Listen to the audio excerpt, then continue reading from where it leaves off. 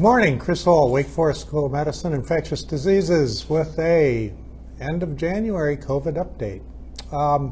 What's going on? Well, it's funny how you always know a little bit when something happened more than when it will happen, but it looks like our wave that we predicted here for January peaked roughly 2 weeks ago. So it was, depending on the area and such, but the first 2 weeks of January. Here in the Triad, I think it was a couple weeks after Christmas. So wave wasn't nearly as high as what I thought it was going to be. And that was even with the arrival of the XBB 1.5 variant, which I think is at least 50% of what is circulating now here in the Triad.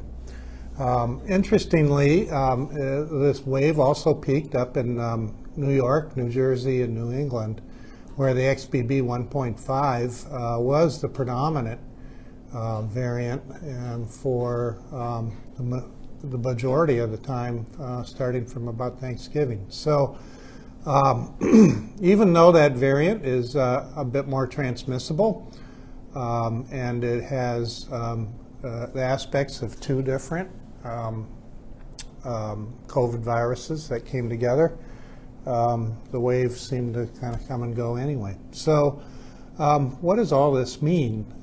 We'll talk about that here in just a minute. What about all the other respiratory viruses? It is respiratory virus season.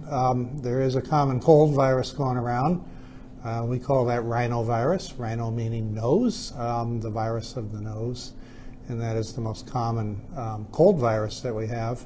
Otherwise, RSV and influenza, the flu, which gave us such a devil of a time last fall, are real quiet right now. And it kind of follows the rule. When COVID comes around, those two viruses seem to go away. And that's what happened.